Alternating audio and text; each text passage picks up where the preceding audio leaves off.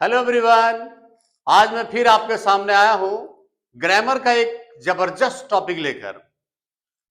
बच्चों को ऐसा लगता है कि टेंस बहुत बड़ा टेंशन का चीज है और मुझे ऐसा लगता है कि tense is the root of English. अगर आपको टेंस बढ़िया से आता है मतलब कि आधा तो आप सीख गए। फिर भी टेंस का मतलब ही टेंशन होता है। लोग कहते हैं क्या यार आज टेंस में बड़ी दिख रहा है, तो टेंस का मतलब ही टेंशन होता है। अभी इन द सेंस क्या है कि students learn it but they forget it easily. तो आखिर हम क्या टेक्निक अप्लाई करें कि टेंस हमारे दिमाग में एकदम बढ़िया से लॉक हो जाए। जनरली होता क्या है कि हम लोग टेंस को समझते हैं लेकिन उसका यूजेज पे फोकस नहीं करते। जब हम उसके यूज पे जाएंगे कि किस स्थिति में कैसे टेंस का यूज होता है, तो मेरे को लगता है कि फिर दिक्कत नहीं होगा। सबसे पहले बात करते हैं कि आखिर टेंस है क्या चीज। देखिए, tense it is the base of English, it is the root of English. क्योंकि आपको टेंस आता है मतलब कि आप इंग्लिश जान रहे हैं। Tense tells the time of action. कोई भी काम का लगभग टाइम को ये बताता है। इससे हमें पता चलता है कि काम हो गया है, हो रहा है या आने वाले समय में होगा। ठीक है। टेंस के तीन भेद होते हैं, थ्री टाइप्स होते हैं, हम लोग जानते हैं। एक है प्रेजेंट, दूसरा है पास्ट और तीसरा है फ्यूचर। प्रेजेंट जो डील करता है वो प्रेजेंट टाइम को डील करेगा, पास्ट बीते हुए टाइम को डील करेगा और फ्यूचर आने वाले समय को डील करेगा।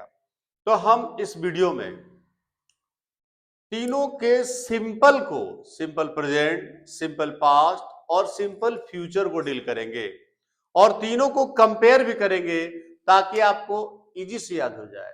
ना भी रखा हमने easy English by Tiwari sir.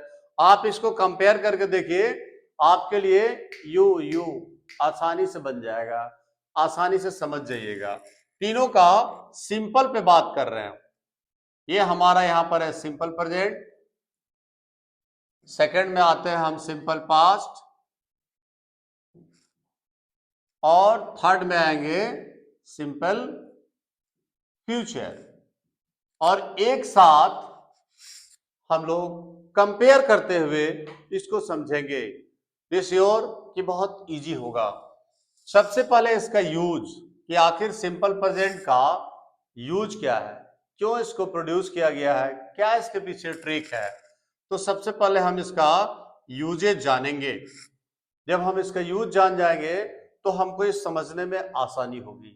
Generally लोग यूज को ही मिस करते हैं तो गड़बड़ा जाते हैं। तो इसका यूज क्या है, टू शो, देखिए हैबिट। हैबिट मीन्स क्या होता है, आदत। तो टू शो हैबिचुअल एक्शंस, यानी वैसी क्रियाएं, वैसा एक्शन जो हम आदतन करते हैं, जिसका हमें आदत है। भले वो 6 महीना में एक बार हो, साल में एक बार हो, लेकिन वो हैबिचुअल है, होता है। जैसे हम लोग दुर्गा पूजा में मेले जाते हैं, ठंडा के दिन में गर्म कपड़े पहनते हैं, तो अपनी आदत में है, ये हैबिट में है। तो जितना भी हैबिचुअल एक्शंस है सब सिंपल प्रेजेंट में होता है। दूसरा है यूनिवर्सल ट्रूथ।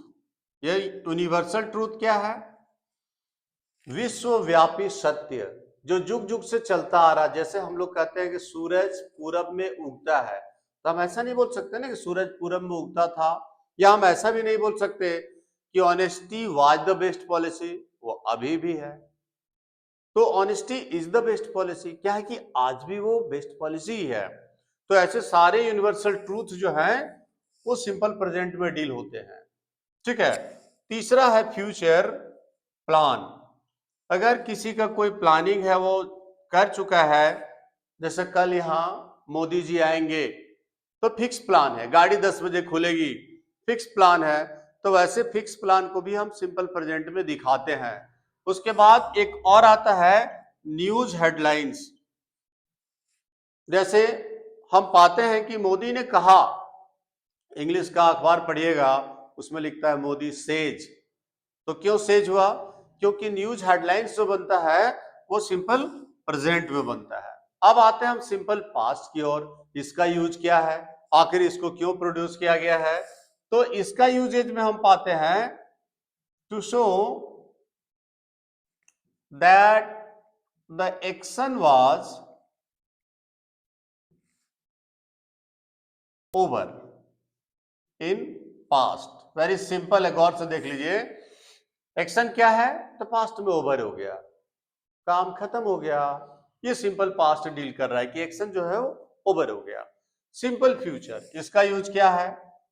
तीनों का यूज देख लीजिए। To show the action will be done in future. ये दिखा रहा है कि काम आने वाले समय में होगा, अभी तक हुआ नहीं है। जैसे मोहित आएगा, अभी तक तो आया नहीं है, तो ये फ्यूचर का कंडीशन है। Will be done in future, काम भविष्य में होगा। तो तीनों का आप यूज देख रहे हैं, ये हैबिचुअल दिखा रहा है, यूनिवर्सल दिखा रहा है, फ्यूचर प्लान्स और न्यूज हेडलाइंस को दिखा रहा है, जबकि ये दिखा रहा है कि काम हो गया, इसका नाम है सिंपल पास्ट। और सिंपल फ्यूचर हम पाते हैं कि एक्शन होगा, अभी हुआ नहीं है। अब चूंकि हम लोग we talk in Hindi in our life, तो हिंदी में बात करते हैं या अपनी लोकल लैंग्वेज में बात करते हैं, तो उसको पहचानने के लिए हमको रखना पड़ता है। इसको हम कैसे पहचानेंगे? सिंपल प्रेजेंट को कैसे पहचाना जाए कि ये सिंपल प्रेजेंट है? पहचान के लिए क्या है, जो हमारी जो मुख्य क्रिया है, क्रिया जैसे खाना पीना, लेना देना, उठना बैठना, तो क्रिया के अंत में कई बार बच्चे बोलते हैं ना कि ताती ते, नहीं नहीं नहीं नहीं, ताती ते नहीं, ता है रहेगा। ता है, ती है, ते है। अब मान लीजिए अपने लिए रहेगा तो ता हूं, लड़की रहेगी तो वो बोलेगी ती हूं, तुम सुनते हो, ये सब इसमें रहता है। अब इसी को सिंपल पास्ट का पहचान क्या है? आप कंपेयर करने के लिए एक साथ तीनों को मिला के कंपेयर करिएगा, इजी से हो जाएगा काम। तो इसका जो पहचान है वो क्रिया के अंत में आप पाइएगा। जैसे कोई भी क्रिया है उसके अंत में आ रहेगा।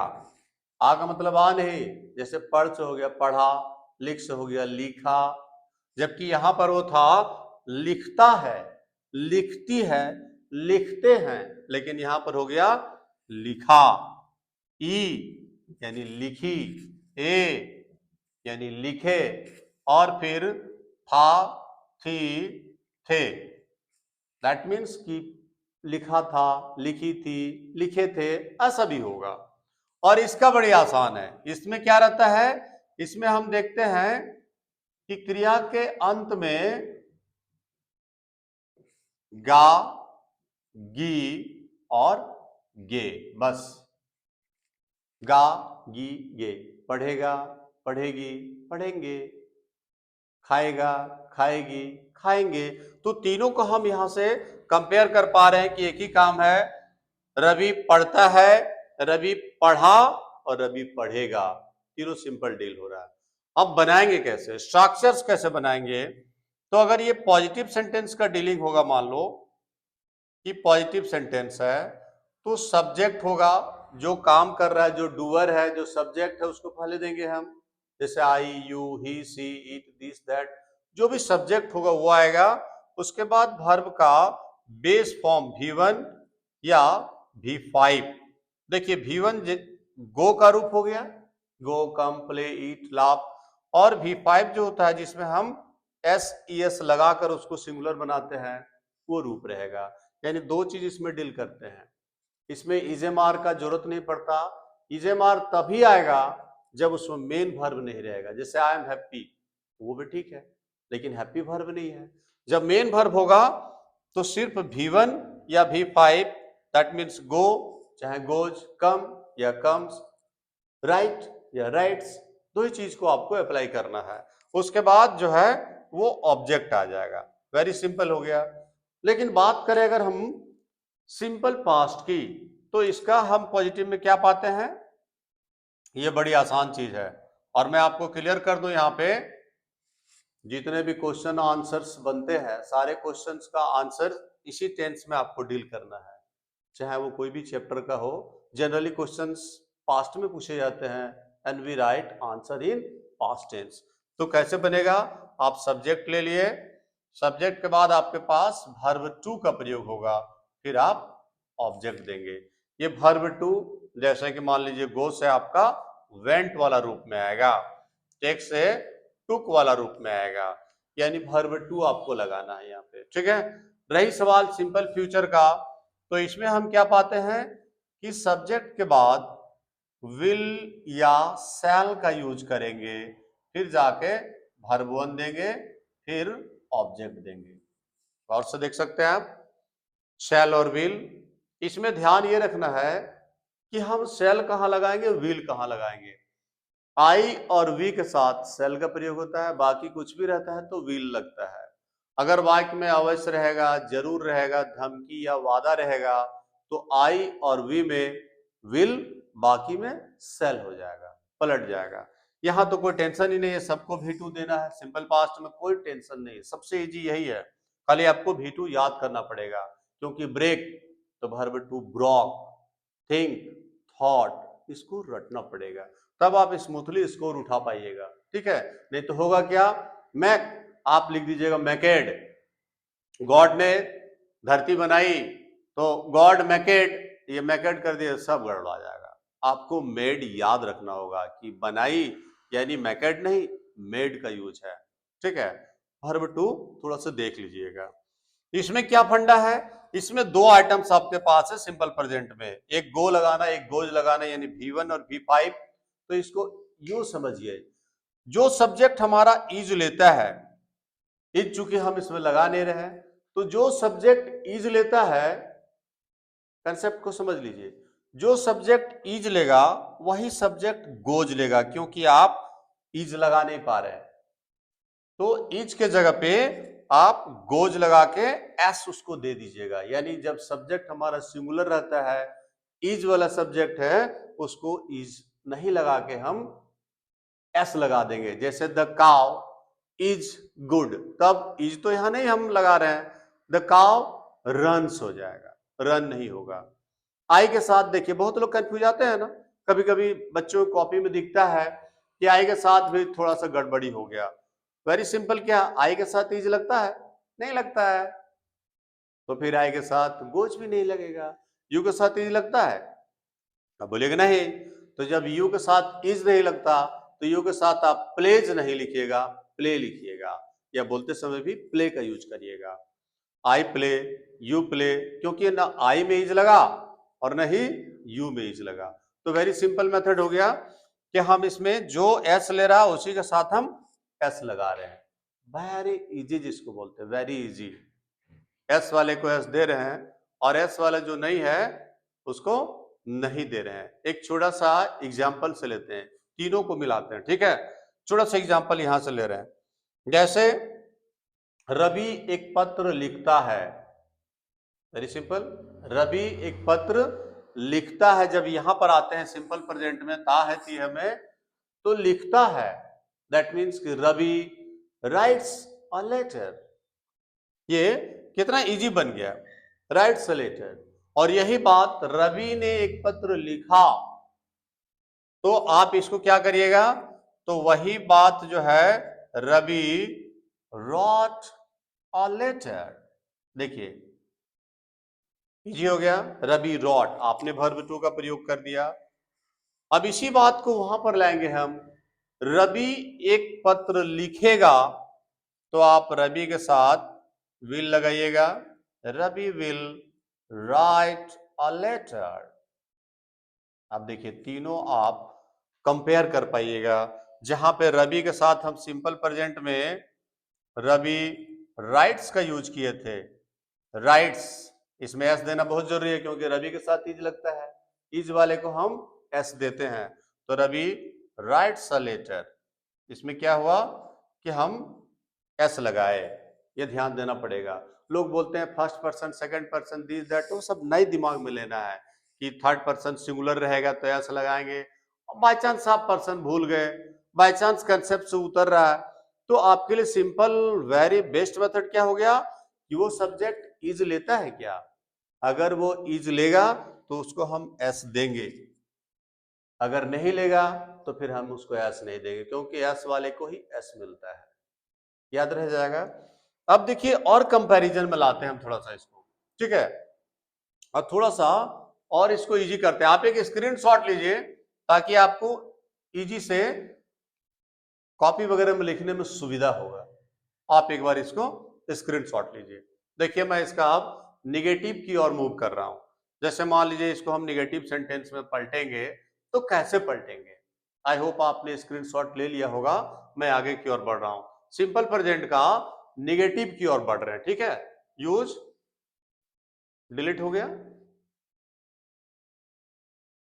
चलिए वेरी इजी से इसका निगेटिव, जैसे कि मैं नहीं खेलता हूं, आप नहीं खेलते हैं, या तुम नहीं लिखे, प्रिया नहीं नाची, तो ये नहीं नहीं वाले में कैसे करते हैं। यहां बड़ा अच्छा मस्त जो है आप कंपैरिजन कर पाइएगा। निगेटिव सेंटेंस जब हम करते हैं सिंपल प्रेजेंट में, तो सब्जेक्ट के बाद हमको डोंट लगाना है, ठीक है, डोंट या फिर डजंट लगाना है। अब यहां भी वही फंडा है। उसके बाद वर्ब वन है, ऑब्जेक्ट है। यहां भी वही कंडीशन क्या है कि जो इज लेता है उसी को डज देंगे, जो नहीं लेता है वो भैया अपना डोंट ले लीजिए, कोई कचकच नहीं। इज सब्जेक्ट में बैठा कर देखना है। दे, अब दे के साथ इज लगता है, नहीं लगता है, क्योंकि दे ज्यादा है वो तो आर लेगा, तो फिर हम उसको दे के साथ डोंट लगाएंगे। वेरी सिंपल हो गया। और सिर्फ V1, अब वो V5 का जमाना खत्म हो गया। इसका निगेटिव में आते हैं। इसका निगेटिव सिंपल पास्ट में क्या पाते हैं कि सब्जेक्ट के बाद हम डिडंट का प्रयोग करते हैं। बड़ा बिंदास चीज है। क्यों बिंदास बोले हम? सबके साथ देना है, आई रहे, यू रहे, ही रहे, सी रहे, कुछ हो रहे, कोई फर्क नहीं पड़ता। सिर्फ आपको डिडंट लगाना और वर्ब वन देख लीजिए, यही कंपेयर करना आपको। कभी कभी जो कंफ्यूजन बनता है वो नहीं बनेगा। सिंपल फ्यूचर सब्जेक्ट के बाद हमको वोंट लिखना चाहिए। आजकल विल नॉट, शैल नॉट जमाना चल गया। विल नॉट के जगह पे वोंट और शैल नॉट के जगह पे शांट। कितना इजी है। और वर्ब वन हो गया। गौर से मिला के देख लीजिए आप, अगर नहीं अभी तक में मिला है तो आप एक बार देख लीजिए मिला के। सिंपल प्रेजेंट V1 आ गया निगेटिव में, सिंपल पास्ट V1 आ गया, और सिंपल फ्यूचर V1 आ गया।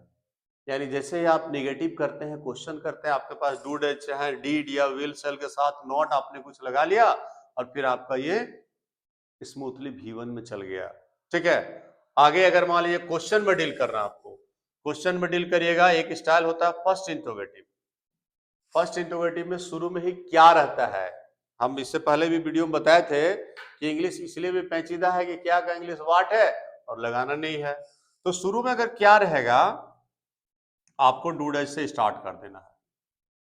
शुरू का क्या यही देख लेगा। क्या तुम पढ़ते हो, क्या आप सोते हैं, ऐसे वाक्यों में डू डज के बाद सब्जेक्ट करेंगे, V1 करेंगे, ऑब्जेक्ट और एक lovely question mark. Question mark ध्यान रहे। देखिए V1 है क्योंकि डू डज है साथ में। इसी का जब हम इस जगह पे आते हैं, जो हमारा फर्स्ट इंट्रोगेटिव है, जिसमें शुरू में क्या रहेगा, तो हमको डीड लगा देना है। डीड के साथ सब्जेक्ट हो जाएगा, V1 हो जाएगा, ऑब्जेक्ट और लवली क्वेश्चन मार्क।